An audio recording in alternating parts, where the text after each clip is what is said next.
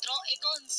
नुआदिल्ली रे सीआईआई पक्षरु अनुष्ठित शिखर सम्मेलन रे एभली बड़ बयान रखिछंती प्रतिरक्षा मंत्री। पीओके किछि समय पई आमठारु अलगा होई जाईछि। जे पर्यंत आमे पीओके को फेराई न आनिछु से जाए आमे अटकिबिनी बोली दृढ़ोक्ति देखाइछंती राजनाथ सिंह। एई अवसर रे ऑपरेशन सिंदूर और भारतीय सेनार शौर्य को से भूरी भूरी प्रशंसा करिछंती। आतंकवाद विरोध रे भारतर प्रभावशाली कार्यानुष्ठान रे मेक इन इंडिया भूमिका उपरे आलोकपात करिछंती प्रतिरक्षा मंत्री। पाक ऑक्युपाइड कश्मीर के लोग वो हमारे अपने हैं, हमारे परिवार का हिस्सा है।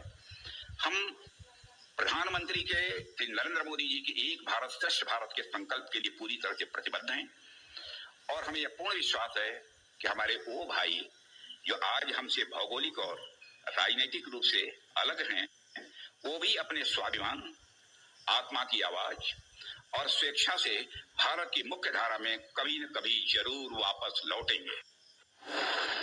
सेना मुख्य ग्रहण कले राम दीक्षा। दक्षिण रे पीओके मागिले जगत गुरु रामभद्राचार्य। मध्य प्रदेश चित्रकूट रे थिबा तुलसी आश्रम रे स्थल सेना मुख्य उपेंद्र द्विवेदी राम दीक्षा ग्रहण करिसेंती। दक्षिण स्वरूप पीओके मागिसेंती जगत गुरु रामभद्राचार्य।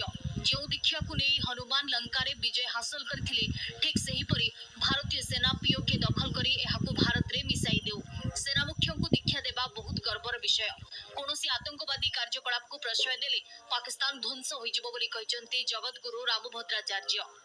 वह राम मंत्र की दीक्षा ली, जो दीक्षा लेकर सीता जी से जो मंत्र लेकर हनुमान जी ने लंका पर विजय प्राप्त की थी, वही दीक्षा मैंने दी और मैंने उनसे दक्षिणा मांगी है कि मुझे पीओके चाहिए, पाक अर्पित कश्मीर हमें चाहिए। यही हमारी दीक्षा है। ऑपरेशन सिंदूर परे भारत पाकिस्तान व्यापी उठुछि दाबी।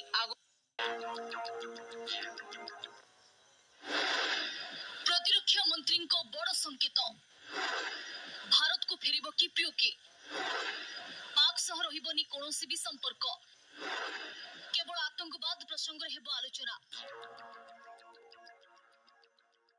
एमएलए एमपी बन जाओगे, हमको लग रहा है कि आप ही में से ही कोई निश्चित रूप से अगले जो 2029 के बाद में चुनाव के बाद हमको देखना पड़ेगा कि वही लाखपति दीदी थे आज विधायक बन गए और सांसद बन गए।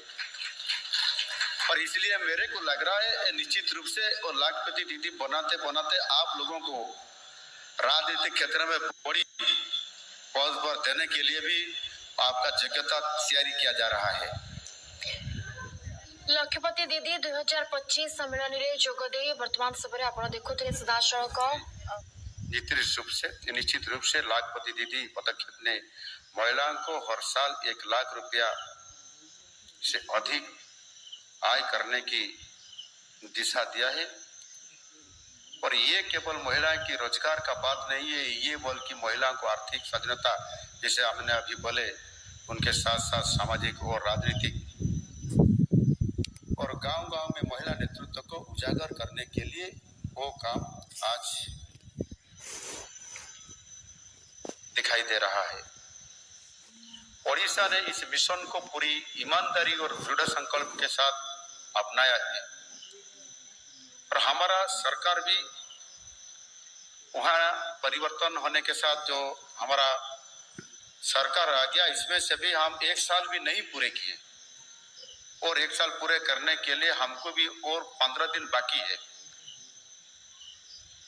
और उससे पहले ही जैसे हमने जब लास्ट 2024 जून 12 तारीख को हमने शपथ पाठ लिए थे, माननीय प्रधानमंत्री जी आए थे और जो दिन हमारा शपथ पाठ हुआ सरकार का, 1 घंटा के बाद ही हमने कैबिनेट बैठक बुला दिया गया और वहाँ जो हमारा कैबिनेट मीटिंग हुआ उसमें से हमने निष्पत्ति लिए थे कि लाखपति सुभद्रा योजना को इम्प्लीमेंट करने के लिए। और सुभद्रा योजना को जैसे हमने इम्प्लीमेंट महिलाओं के लिए जैसे हमने निष्पत्ति लिए, उसमें से 100 दिन का अंदर ही अर्थात सितंबर 17 तारीख को 2024 का जो दिन माननीय प्रधानमंत्री जी का जन्मदिन था, इस बार जन्मदिन मनाने के लिए स्वयं मोदी जी भी उड़ीसा आए थे, भुवनेश्वर आए थे और उनका माता का निधन के बाद पहले बार जन्मदिन भुवनेश्वर में और किए हैं। और एक अच्छा सोचते हुए वो एक भुवनेश्वर का एक आदिवासी परिवार को जाते हुए, जिसको एक प्रधानमंत्री आवास मिला था, और इसी परिवार में एक बूढ़ी माँ थे और मोदी जी चुनते हुए उसी परिवार को गए और जाने के बाद उसी आदिवासी माँ के पास जाते हुए उनका जन्मदिन पालन किए थे। वहाँ खीरी बोलते हैं, खीरी खाने के साथ वो जन्मदिन पालन किए।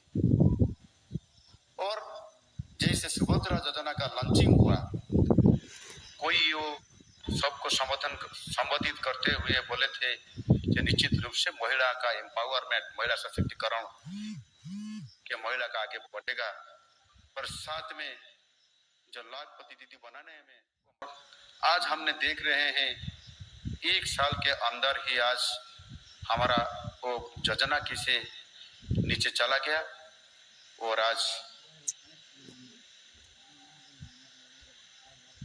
16,40,000 लाखपति दीदी हमारा उड़ीसा में बन गए। और निश्चित रूप से देश